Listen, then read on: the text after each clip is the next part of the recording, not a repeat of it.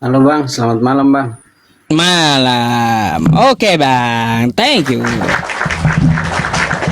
Selamat malam. Ada bawa pertanyaan emangnya Bang Ricardo malam ini? Ada beberapa sih yang DM saya Bang, ya toh. Hmm? Dan waktu yang semalam kita diskusi, Hmm? dan waktu dia DM saya, terus saya ladenin gitu, Hmm? terus dia juga tidak mampu memberikan pendapat atau jawaban yang pasti, dan dia arahkan saya Hmm? ke tempat roomnya Pak Ustadz gitu loh. Hmm. Artinya ada Itu. karena banyak yang DM saya juga kan, mereka nggak mampu memecahkannya, makanya diarahkan saya ke sini loh. Tapi sebelum Baik. itu artinya begini loh Pak Ustadz. Ini kan kita diskusi. Artinya kita diskusi itu artinya kita mampu menerima perbedaan. Hmm. Biar artinya kalau diskusi tidak bisa menerima perbedaan atau pendapat dari orang lain, berarti kita hasilnya akan song dong. Tidak Iya. ada bobotnya ya kan. Jadi Hmm. makanya di situ ya mungkin Pak Ustadz mau bertanya apa gitu duluan. Nggak apa-apa, Abang nanya duluan nggak apa-apa. Ah, nggak apa-apa ya. Iya. Ini salah satu pertanyaan loh Tat. Ah. Katanya dia bertanya gini loh, apa namanya? Katanya Allah sebutan orang Kristen itu diambil dari apa Al-Qur'annya orang Muslim. Hmm. Apakah ada timbul pertanyaan itu atau bagaimana Pak Ustadz? Boleh kalau Abang bertanya seperti itu. Kalaunya penjelasannya nih Bang ya. Ya, Apakah yang tertulis Allah di kitab Kristen mengambil di kitabnya umat Islam? Jawabannya jelas pasti Bang. Kenapa? Karena gini ya, kosakata Allah itu muncul ketika Al-Quran itu datang. Sebelum Al-Quran itu datang, bangsa Arab ya menyebutnya nggak ada Allah, tapi Al-Ilah gitu. Dia bahasa Arab. menyebutnya ilah. Iya bahasa Arabnya. Lalu ketika ada Al-Quran baru ada sebutan Bismillah, ada kosakata Allah gitu. Nah sampai ke Indonesia disadur oleh bahasa Indonesia, dimasukkan Kristen ke dalam kitab mereka. Tapi cara bacanya salah, Allah gitu. Hmm. Seharusnya kan kalau kita mengambil dari kosakata Arab, maka kita harus membacanya sesuai dengan tata kaidah bahasa Arabnya, yaitu Allah gitu, tebal dia, ada tafkhimnya. Ah gitu. Tapi kalau menurut saya ya Pak, mohon Hmm. maaf ya, kalau dibilang diambil dari kitabnya saudara kita yang di Muslim, Uh-uh. maka pertanyaannya adalah pertanyaan saya yang duluan ada Alkitab atau Al-Quran? Maksudnya saya Nah gini, bertanya loh. kitab abang ya, kitab abang yang di abad pertama itu tidak ada yang bahasa Arab, Iya, tapi betul. bahasa Yunani gitu. Iya, memang tidak ada bahasa Arab, betul bahasa Yunani. Ah, Itu bahasa perjanjian Yunani. ya. Lalu ke arah Arab Saudi sana ada peninggalan yang Kristen berbahasa Arab, Ya. tapi inskripsi Zabat gitu. Ada Nasrani yang berbahasa Arab, bukan Kristen ya Bang ya. Ada Ya, ya. Nasrani di abad ketiga yang berbahasa Arab. Tetapi apakah mereka menyebut dengan sebutan Allah? Jawabannya tidak. Ya. Ya. Mereka sebutannya menyebut dengan kosakata ilah gitu. Baru setelah Al-Quran ada di Ya. abad ke-6 baru Ya. ada sebutan kosakata Allah. Jadi artinya meskipun Kristen, Nasrani lebih dulu ada di Arab, kosakata Allah itu belum mereka ketahui, tidak mereka pakai gitu. Oh, ya. Tapi menurut saya Pak, ini kan perjanjian lama itu ada duluan loh. Ini kan kita diskusi ya. Ah, Sebelum adanya Al-Quran, bukan Alkitab. Kalau perjanjian baru ya sesuai itu ada Al-Qurannya duluan, baru perjanjian baru diterbitkan. Iya betul ya.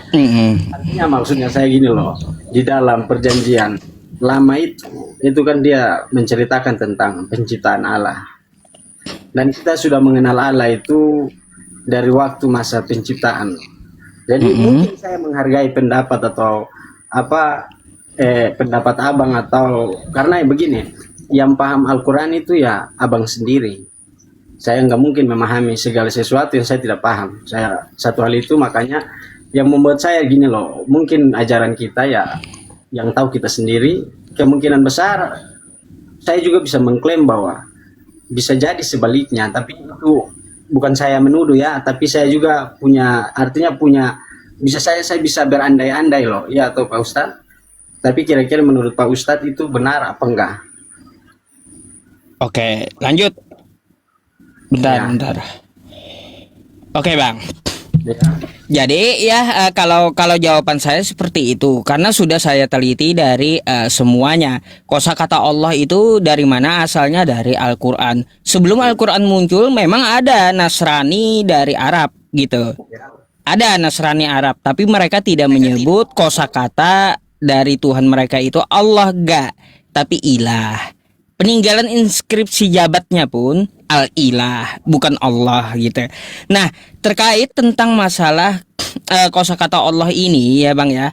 Udah lama memang kita protes gitu. Udah lama memang kita protes ke Lembaga Alkitab Indonesia, tapi nggak ada direspon. Nggak ada direspon. Ya, nggak ada direspon. Jadi Bang, kalaunya kita ingin tahu ya kosakata Allah itu siapa yang lebih dulu memakai adalah Al-Qur'anul Karim ketika Nabi Muhammad diturunkan wahyu. Bismillahirrahmanirrahim. Kalau sebelumnya orang memakai kosakata al-ilah, apakah ilah dengan Allah itu sama? Jawabannya beda jauh. Kalau Allah itu adalah sebuah nama, kalau ilah itu adalah jabatan atau gelar gitu. Nah, perjanjian lama menyebutnya dengan Elohim.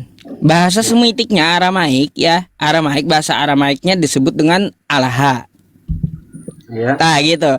Bahasa Arabnya setara hanya dengan ilah. Ya. Ilahun. Gitu. Nggak ada Allah. Allah itu memang murni muncul dari Quran. Yang awal saya katakan sebelum saya naik di sini, saya menerima segala ucapan abang itu mungkin atas versi abang, tapi mungkin versi saya juga bisa jadi berbeda. Tapi itulah makanya ada perbedaan itu yang menyatukan saya dan abang ada di sini. Jadi untuk itu saya hargai dan saya penasaran dengan tema Pak Ustadz malam ini. Ya, sabar kita akan berpindah ke tema itu nanti Bang. Cuma kan kayak gini, umat Kristen di Indonesia menyebut kosakata Allah gimana Bang? Allah ya tetap Allah. Allah gitu. Iya. Beda dengan umat Islam kan Allah. Iya, mungkin situ yang menjadi perbedaan. Nah, inilah tidak pahamnya Kristen Bang. Mengambil kosakata Arab tapi tidak paham cara bacanya, tidak paham artinya, tidak paham definisinya. Padahal kosakata Allah itu ada ilmunya di dalam bahasa Arab. Namanya lam jalalah. Dia ada tipis, ada tebel gitu penyebutannya.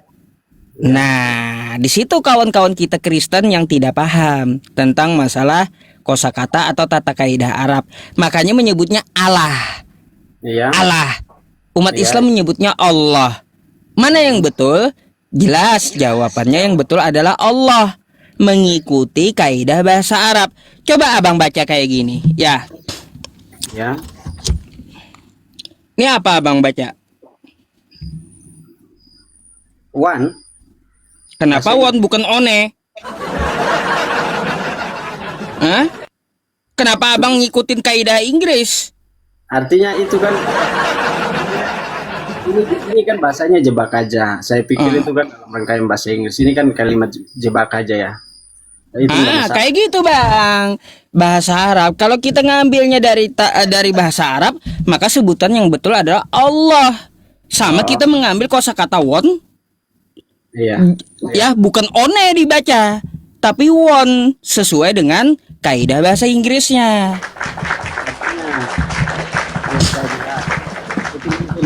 Tidak ada yang perlu diperdebatkan karena versi abang itu ya mungkin versi kami juga begini ya. Jadi saya rasa perbedaan itu menyatukan sebenarnya. Makanya kita berdebat di sini itu soal biasa. Ya, nggak ada masalah. Ya. Lalu terus abang, yang saya penasaran dengan ini tema Yesus pernah bersekolah. Nah, gini, kalau ini ada sebuah video seorang pendeta Esra Soru, Anda tahu? Iya, tahu. Nah, Pendeta Esra Soru menjabarkan bahwa Yesus di tahun ke-13-nya sampai 29 dia sekolah gitu. Iya betul. Ah, bentar ya Bang ya. Saya bukakan dulu sama Bang. Iya. History bentar ya. Iya Bang. Hmm. Dari umur berapa Bang? 13 sampai 29. Mengisahkan dari Yesus lahir Nih sampai Bang. bisa percaya. Jadi dengan kata lain adalah bahwa mengapa itu tidak dicatat? Jelas karena dianggap tidak penting untuk dicatat. Ya. Nah, tapi muncul pertanyaan, Yesus itu memang pergi kemana pada usia itu? Ini saya bahas panjang lebar ini. Tapi kesimpulan saya adalah Yesus tidak kemana-mana. Dia tetap tinggal di Nazaret. Ya, dia tetap tinggal di Nazaret.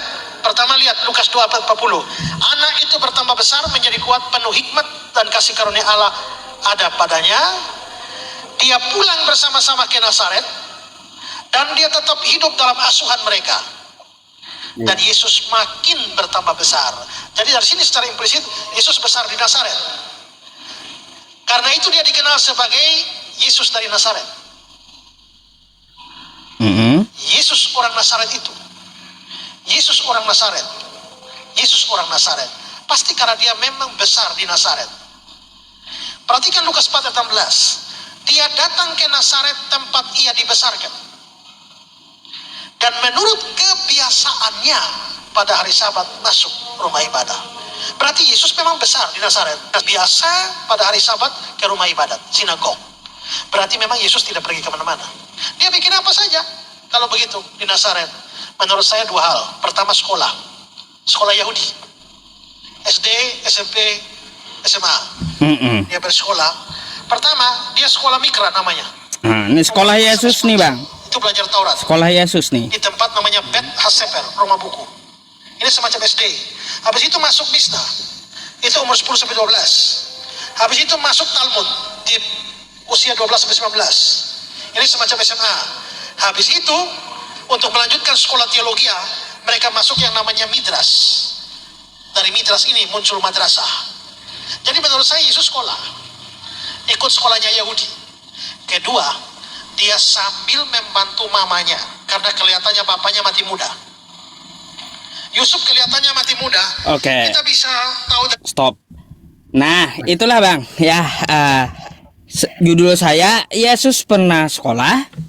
Jadi menurut seorang pendeta, pendeta Esra Soru, hilangnya Yesus ceritanya di antara umur 13 sampai 29 tahun dia sedang sekolah. Tanggapan Anda? Tanggapan saya sebenarnya saya komplain dari awal dulu ya. Itu bukan 12, bukan 13 sampai 29, lebih tepatnya 12 hingga 30 tahun. Ya kan? Oke. Yang barusan Pak dengar baik-baik video itu ada bahasa menurut dia. Dia kan juga manusia biasa. Yang dulu-dulu aja nggak mencatat hal itu, apalagi kan sekarang kita, ya kan? Kedua maksud saya gini loh, kan banyak asumsi soal itu. Banyak yang mencari tahu juga, bahkan banyak yang cari tahu tapi sampai sekarang nggak ketemu di mana Yesus dari umur 12 tahun hingga 30 tahun. Namun ada beberapa kalimat yang saya setuju di sekolahnya. Namun ketika Yesus kembali ke Nazaret untuk membantu ibunya sambil mempersiapkan dirinya, karena waktu itu bapaknya Yusuf kelihatan mati muda memang. Setelah Yusuf meninggal, Yusuf profesinya sebagai tukang kayu. Dan di saat Yusuf nggak ada, dia bisa saja dia membantu ibunya sambil mempersiapkan dirinya. Begitu loh Bang. Untuk menjalankan misi penyelamatannya. Begitu. Iya. Baik. Ya, pertanyaannya kayak gini Bang. Apakah Abang sepakat dengan pendeta tadi atau tidak dulu? Kalau saya, itu kan dia bilang menurut dia, berarti dia bebas berpendapat, artinya saya juga bebas berpendapat. Menurut saya kayaknya tidak sependapat. Tidak sependapat. Bukan hanya saya, banyak yang ya. Tidak sependapat. Baik, berarti ayat-ayat yang dibawakan pendeta tersebut juga salah gitu ya? Itu dia bawakan bukan dalam bentuk ayat. Yang tadi Lukas yang sekian itu memang betul, tapi Lukas itu juga tidak mampu menjelaskan keberadaan Yesus. Yang tadi dia berbicara tentang asumsi dia. Asumsi, baik. Menurut dia. Lalu gimana dengan yang ini, Bang? Ya. Nih ya, bukan cuma sekolah, Yesus pun kuliah, Bang.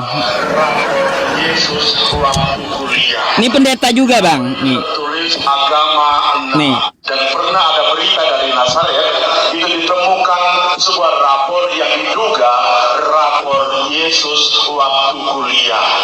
Di rapor itu tertulis agama 6. Karena ketika ditanya siapa yang menciptakan langit dan bumi, dia menjawab Bapakku. Olahraga 5. Karena ketika disuruh berenang, dia malah berjalan di atas air. Matematika 4. Karena disuruh untuk menjumlahkan 2 tambah 5. Jawabannya 12. Karena 12 bakul sisa. Hanya kimia yang dapat 9. Karena dia berhasil membuat formula mengubah air menjadi anggur.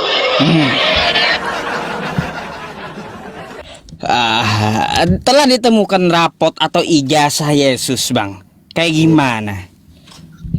Coba begini, Pak. Yang dia bilang telah ditemukan jasa dan raport dia Yesus, apakah sampai sekarang ada yang bisa membuktikannya? Nggak bisa, nggak ada. Itu. Berarti begini, simpelnya begini, Bang. Ini maaf kata ya, di antara semua ustadz, apakah Abang percaya semua yang mereka katakan semua? Kalau kami kan ada tolak ukurnya, Bang. Kalau dikatakan seorang ustadz jika lepas dari 4 itu apa? Al-Quran, hadis, terus ijtihad ulama serta qiyas, maka nggak bisa dipakai ustadz itu. Dan begitu kami juga pun ada tolak ukurnya. Tolak ukurnya di mana kita berpaduan kepada Alkitab. Begitu loh, Bang. Gitu. Sedangkan Alkitab saja tidak mencatat Yesus dari usia 12 tahun hingga 30 tahun. Artinya semua orang berhak, maksudnya memberi utarakan pendapatnya. Iya, artinya begini, Bang. Saya agak heran saja. Kok di Kristen seperti itu, Yesus itu ya dijadikan guyonan pun bagi Kristen enggak apa-apa gitu loh. Coba Abang juga lihat-lihat gini ya. Mohon maaf banget ya, Bang ya. Video-video luar negeri itu ada baju gamis putih, merah, selendang merah, main skater tuh. Katanya Yesus lagi main skoter apa skater, lupa saya namanya. Artinya begini loh, Bang. Kalau kita berbicara soal Tuhan, itu kan ketuhanan terlepas daripada manusia biasa. Melakukannya juga wong manusia biasa. Apa yang harus kita patukan dari situ? Makanya ada sedikit bahasa bahwa ada satu bahasa di dalam Alkitab banyak yang terpanggil tapi sedikit yang terpilih. Wong dia Kristen tapi belum tentu itu dia taat. Wong dia Kristen tapi belum tentu dia mengerti Kristen. Aku percaya di sini juga wong semuanya Muslim tapi belum tentu mengerti tentang Muslim itu sendiri.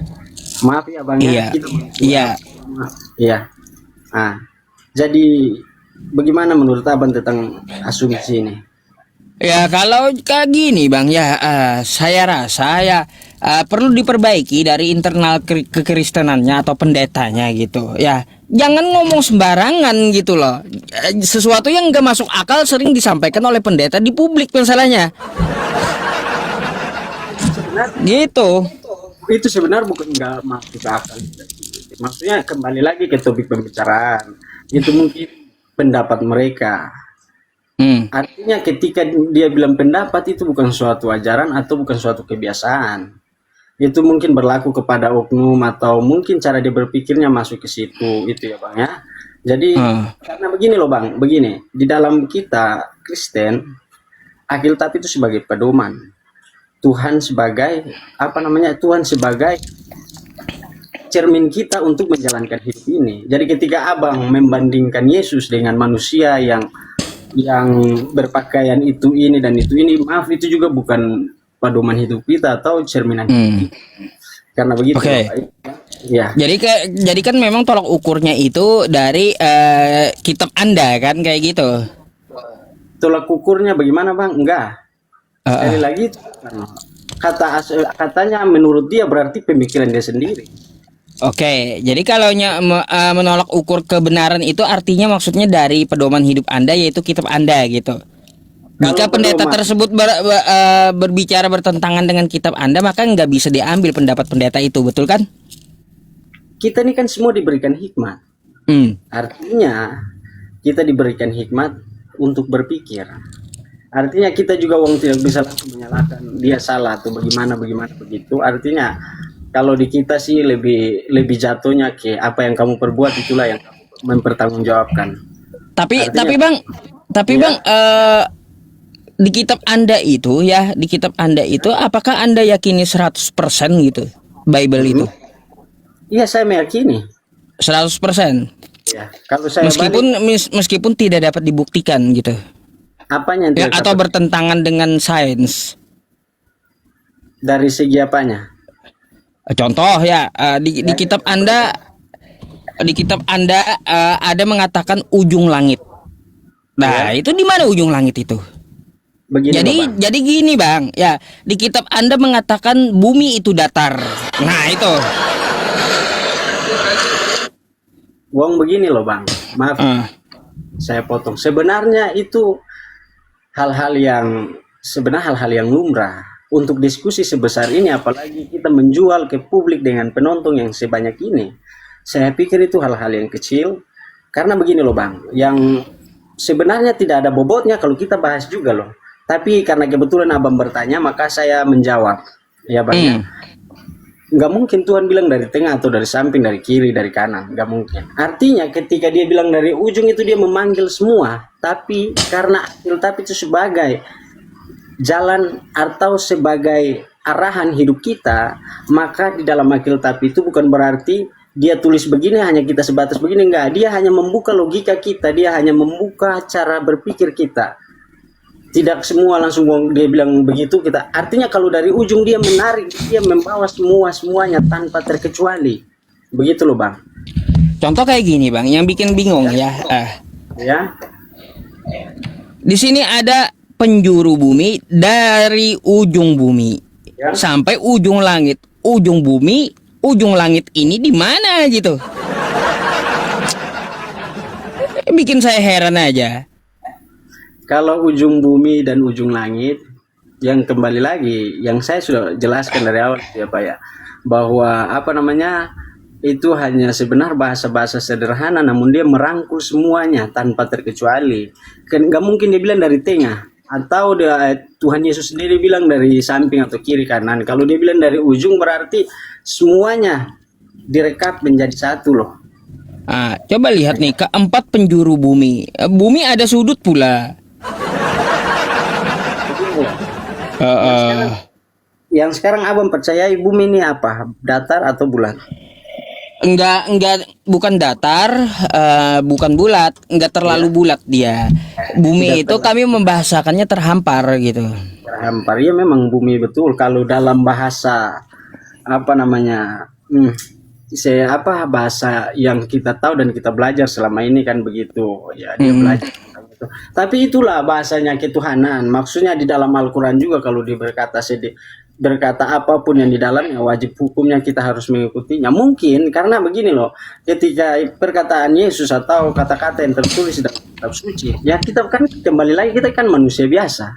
Namun lebih mudah untuk dicerna dan lebih gampang untuk dilakukan.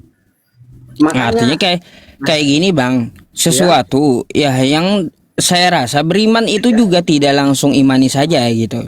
Tapi kan sesuai dengan pengetahuan dan akal kita, kan kayak gitu. Kalau itu saya setuju. Kalau untuk itu saya setuju. Makanya kalaunya ada mengatakan ujung langit tapi tidak ditemukan, terus ujung bumi tidak ditemukan, terus apa yang mau kita ambil dari ayat itu? Kalau tertera dia di kitab suci gitu. Itu kan kembali lagi yang saya bilang. Alkitab itu membuat kita lebih gampang untuk memaknai hidup, lebih gampang untuk berpikir. Ketika dia bilang dari ujung, artinya dia menyangkut semua tanpa terkecuali. Itu makanya ada pertama hingga yang ke ujung. Ketika bahasa ujung itu ada, berarti dia merangkul seutuhnya, bukan kita telan mentah-mentah begitu saja loh, analoginya seperti itu. Kalau kita telan mentah-mentah seperti itu ya maka gimana ya, kita juga terombang-ambing, tidak tahu penjelasan. Artinya tidak semua orang bisa berpikir seperti itu ya. Maksudnya tidak semua orang bisa berpikir, boleh bebas lah. Apapun yang mereka katakan, apapun yang mereka pikirkan ya bebas. Ya kalau kami di Islam nggak bisa kayak gitu bang. Ya karena ada aturannya di agama kami itu. Nggak bisa ngomong sembarangan juga gitu. Ada disiplin ilmunya. Kalau dia bertentangan atau melalui asumsi pribadi sendiri, ancamannya neraka gitu. Sama juga kita bang. Kita jalankan kita ini begini bang. Maaf ya, itu ancamannya neraka.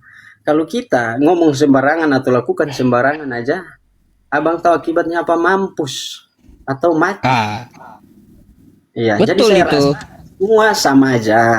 Cuma tergantung daripada pemikiran masing-masing, apa yang mau dia bawakan. Seperti abang ini misalnya, abang naik ke sini, abang tahu apa yang harus abang lakukan, abang tahu apa yang harus abang bicarakan untuk bisa atau untuk bisa meyakinkan penonton-penonton abang, misalnya seperti itu. Ya maksudnya ya kan, ya karena abang memahaminya, ya kan. Demikian juga kami, abang dapat memahami, mencerna gampang apa ajaran abang, saya juga sebaliknya. Namun kalau orang lain cuma mau pengen coba-coba atau mau pengen cari tahu, itu susah loh ketemu. Susah ya, makin menyesatkan memang ya. Terus tentang Islamnya Anda ada mau bertanya? Begini bang, satu pertanyaan lagi ya bang. Kalau menurut versi saudara kita yang Muslim, Al-Quran itu adalah kitab yang paling sempurna. Betul lah bang?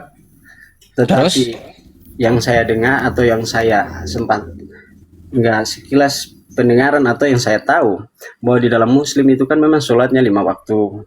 Betul. Tetapi tidak diajarkan atau tidak ada cara sholat yang bagaimana yang diajarkan di dalam Al-Quran itu sendiri, sehingga hadis lalu berpatokan kepada hadis dan juga ulama. Apa itu? Kalau kitab yang dianggap sempurna kan dia mencangkup atau dia mengetahui semua yang akan terjadi dan harus apa yang kita lakukan, bukannya seperti itu ya bang? Ya. Baik, boleh saya jawab? Iya boleh bang, boleh. Jadi begini bang, ya Al-Quran itu kalaunya merincikan semuanya gitu yang ya bang ya. Saat ini di tempat Anda itu pun penuh dengan buku jadinya. Nggak ada tempat Anda di dunia ini. Gitu. Kalau Al-Quran itu merincikan semuanya, ketika dia menurunkan perintah aqimus shalah wa atuz zakah warka'u ma'raki'in. Bagaimana sholat, takbir, semua dijabarkan oleh Al-Quran, penuh buku dunia ini, satu bumi. Gitu. Jadi bukan berarti Al-Quran selalu Al-Quran yang menjelaskan secara detail. Enggak. Yang memahami dari wahyu tersebut adalah utusannya. Utusannya dibimbing oleh malaikatnya. Kan kayak gitu. Nah ketika ada perintah, contoh, dirikanlah sholat. Enggak ada dikatakan di dalam Quran, angkat takbir. Kan kayak gitu. Harus ruku. Terus juga harus sujud. Kan kayak gitu nggak ada di dalam Al-Quran. Nah, jadi terus baca ini, baca itu, nggak ada gitu. Tetapi ketika ada perintah, ada satu perintah, maka yang mengajarkan dari tata cara perintah itu adalah utusannya. Melalui apa? Melalui tindakannya, melalui perkataannya. Makanya ada hadisnya, shollu kama ra'aitumuni usolli. Sholatlah kamu sebagaimana melihat aku sholat, kata Nabi. Baru dijelaskan, dicatat kayak gitu. Jadi bukan berarti sempurna itu harus detail Al-Qur'annya sendiri, bukan. Yang namanya kitab sempurna itu bang, satu hukum tapi penjabarannya sangat banyak, gitu. Gitu. Contoh gini bang, contoh gini ya. Kita mempunyai kitab KUHP kan di Indonesia. Kitab KUHP ya dikatakan di situ mencuri dipidana 6 tahun. Cuma kayak gitu di kitab KUHP. Tapi nggak dijelaskan di kitab itu bagaimana cara mencurinya, siang malam atau apa yang dicuri, berapa banyak yang dicuri, enggak kan? Iya. Tapi maaf Bang. Artinya rinciannya ada di kitab lain gitu. Bukan berarti kitab KUHP ini tidak sempurna. Undang-undang kita bukan. Seperti itulah Al-Quran. Al-Quran itu kitab undang-undang, kitab hukum. Jadi satu hukum diturunkan maka akan dirincikan oleh Rasulnya. Jadi seperti itu Al-Quran itu yang dinamakan terperinci. Gitu Bang. Sebenarnya banyak sih yang pengen saya, maksudnya berbeda pendapat sih. Cuman itulah yang tadi barusan saya ngomong dari awal, bahwa yang paham Muslim hanya Muslim itu sendiri. Jadi untuk itu saya tidak menggugat. Tapi sebenarnya kalau lewat pemikiran seperti kita mencari celah, sebenarnya banyak celahnya. Cuman itulah manusia atau itu yang dia anut dan itu yang dipercaya. Jadi yang lebih tahu. Artinya gini Bang Ricardo, andaikan Al-Quran itu satu tok Al-Quran aja, nggak ada kitab-kitab lainnya, itu nggak sempurna bagi Muslim, nggak. Kenapa? Coba kalaunya Al-Quran aja tok kan kayak gitu, aqimus shalah wa atuz zakah warka'u ma'ar raki'in. Ini sholat kayak gimana ya? Nggak ada tata caranya di Quran. Jelas nggak sempurna Al-Quran jadinya. Nah, karena sempurnanya Al-Quran itu, dia satu kata aja beribu makna, maka banyak hadis dan kitab-kitab yang menjelaskan satu kata. Bayangkan kayak gitu. Jadi artinya dirincikan oleh apa? Oleh Rasulnya. Jadi seperti itu Bang. Bukan berarti kalaunya Al-Quran, tok Al-Quran aja itu gak sempurna kayak gitu, kitab apaan macam itu. Berarti maaf ya. Berarti yang sempurna itu Bible. Bisa jadi seperti itu ya. Kalaunya Bible, kalau saya lihat tok Bible kan tidak ada mengambil di kitab lain kan? Iya. Nah, bagi saya nggak sempurna Bible itu. Kenapa? Iya Bang. Nah, alasannya kenapa? Ada cerita di Bible yang sejarahnya tidak dapat dibuktikan. Apanya yang tidak dapat dibuktikan, Bang?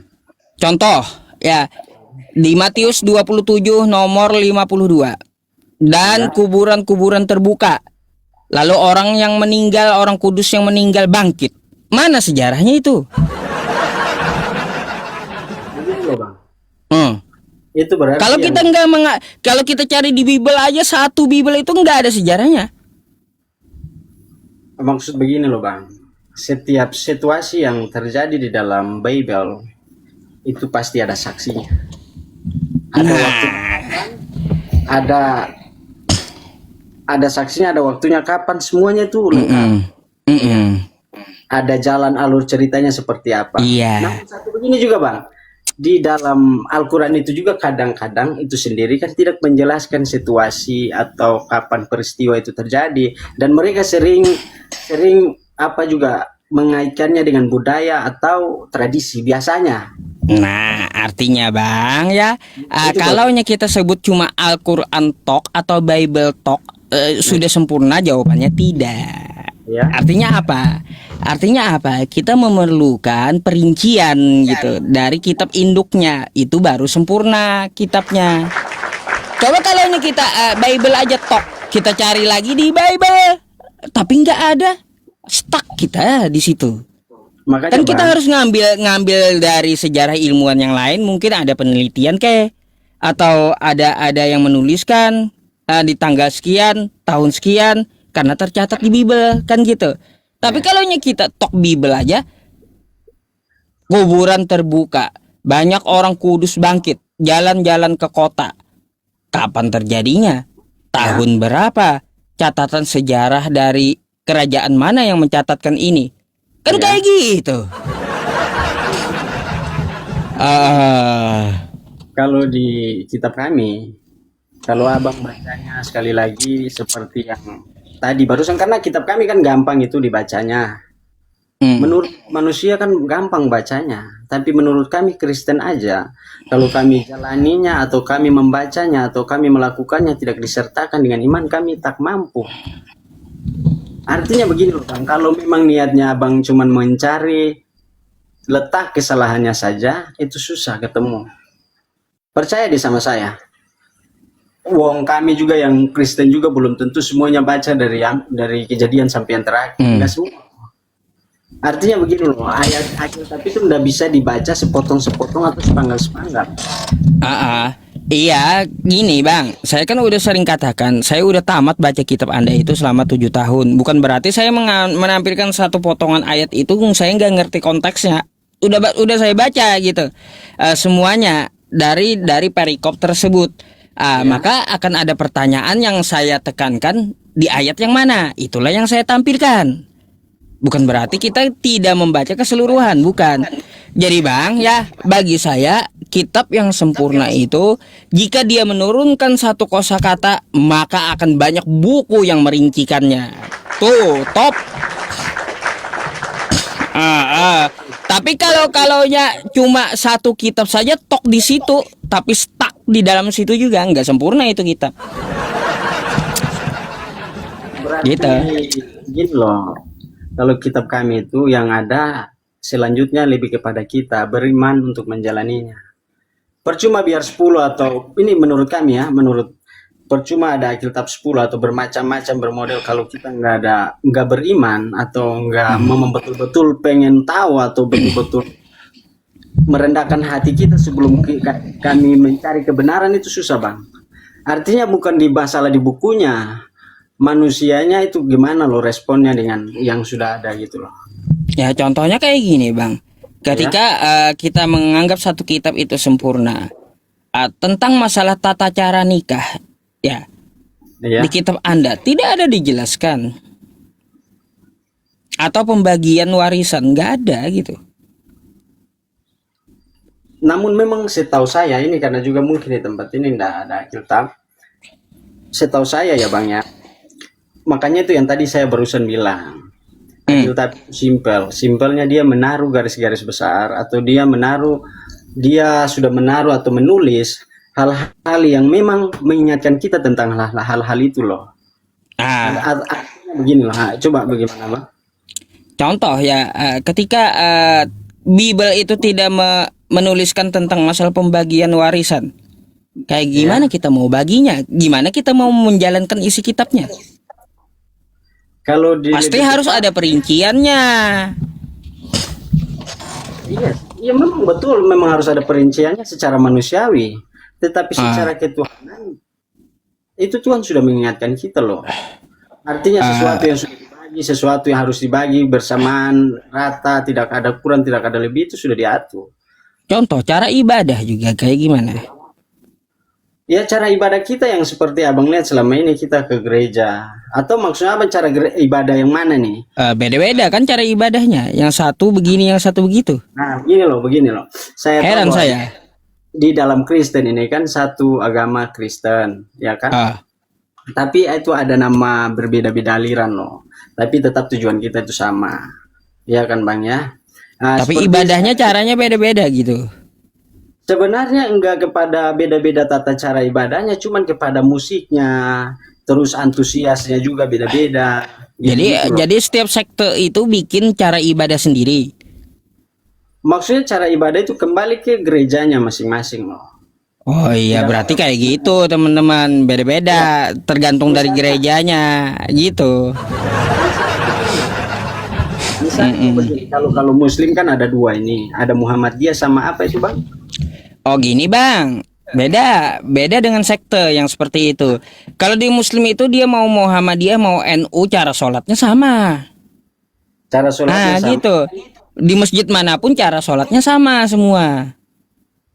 Iya, ini kan misalnya ini kan saya kasih pemahaman aja karena tadi juga supaya gampang dicerna itu loh gini. Seperti misalnya gini loh, kan teman saya juga kan banyak yang Muslim. Kebetulan saya kerja sekarang ini di tempat saya itu tempat usaha kecil-kecil saya itu hampir 99% itu Muslim karena mereka pendatang juga karena pedagang ya kan bang. Yang saya tahu bahwa NU dan Muhammadiyah itu kita lihat saja waktu puasa sama lebarannya itu ada yang duluan, ada juga yang dari belakang. Itu kan iya. Ya, maksudnya kalau kita bicara tentang ibadah ya. Nah, ya gitu. kalau itu bukan ibadah, itu tergantung dari urusan menentukan sesuatu atau hilal yang dilihat dari bulan. Kan kayak gitu. Ada punya metode masing-masing. Bukan berarti itu merusak akidah antara Muhammadiyah dan NU. Enggak. Ya. Mau mereka berbeda harinya, tetap aja cara ibadah sama, cara wudhu sama, Tuhannya sama. Kayak gitu. Sama. Kalau kita di Kristen juga sama, Bang. Gitu loh. Kayak yang tadi Abang jelas, poinnya di Kristen juga kita sama. Tuhan kita sama, tujuan kita Cuma kan sama, kayak untuk gini, beribadah di Kristen Tuhan itu sama. kan tergantung gerejanya, kata abang tadi. Artinya cara ibadahnya setiap gereja itu berbeda-beda gitu. Gini loh, Bang. Memang setiap ibadahnya bukan berarti berbeda, terus kita berbeda. Artinya berbeda Tuhan, enggak kan?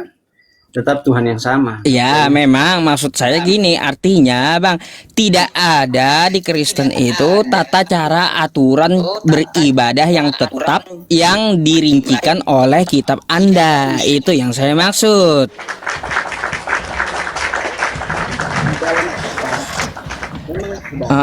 Tapi di gereja itu ada.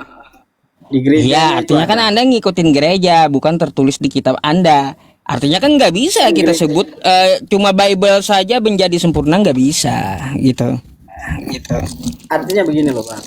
Maksudnya sama seperti yang tadi saya menjelaskan yang pertama itu loh. Sebenarnya kita itu cuman beda-beda apa namanya, kan ada aliran ini, aliran dia beda dengan dia caranya mungkin lebih, satunya lebih bersemangat, yang satunya lebih ke musik gitu, tapi yang satunya kita kalau Protestan kan lebih tenang, lebih lebih, satunya lebih semangat untuk memuji Tuhan, kayak gitulah. Tapi saya rasa saya jelaskan pun abang juga nggak paham, karena maaf bang ya, karena memang kita berbeda pada dasarnya begitu loh. Iya, memang kayak gitu. Artinya kan gini, kalau ada satu induk, ya contoh nih, Yesus mencontohkan sujud kan kayak gitu dan berdoa. Bagaimana Yesus sujud, maka semua Kristen kan harusnya seperti itu gitu. Apapun sektenya, karena tokoh utamanya adalah Yesus. Nah, sebagaimana di Islam tokoh utamanya adalah Nabi Muhammad, makanya dia peringatkan sesuai sabdanya, "Shollu kama ra'aitumuni usolli." Sholatlah kamu sebagaimana aku sholat. Semua Islam aliran apapun sama sholatnya jadinya. Gitu. Jadi apa berpatokan di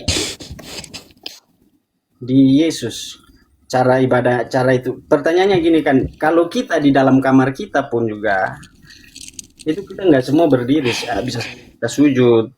Ya gitu. Artinya kita menyerahkan dan merendahkan hati kita di depan Tuhan. Pada saat itu yang Yesus lakukan juga, dia merendahkan dirinya, karena pada saat itu dia menjelma sebagai manusia sepenuhnya untuk menanggung setiap dosa perbuatan yang dilakukan oleh manusia itu sendiri. Gitu ya, Pak. itu.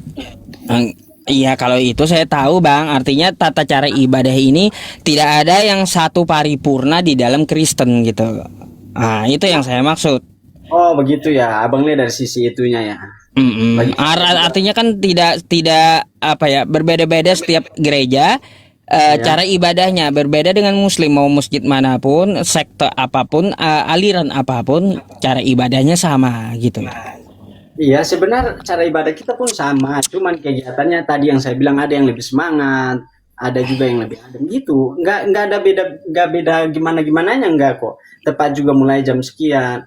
Sama aja kok, tergantung. Maksudnya tergantung dari kalau pemikirannya orang lain seperti itu, yang mau jelaskan bagaimanapun tetap kembali lagi harus seperti itu, karena sesuai dengan isi kepalanya, begitulah. Begitu loh Bang. Iya. Oke, kalau kayak gitu. Ya itu pendapat Anda ya. Kalau saya sih oke aja ya, tergantung teman-teman aja kan yang menilai kayak gitu. Ada lagi Bang yang mau ditanyakan? Oh, saya rasa cukup sekian Bang. Terima kasih. Baik. Nah, kalau gitu Bang, mungkin saya bisa gantikan dengan kawan Kristen yang sedang antri di bawah gitu ya. Ya, siap Bang. Oke, Bang. Siap. thank you Bang Ricardo ya. Terima kasih atas diskusinya. Oke, saya izin turunkan dulu Bang. Selamat malam.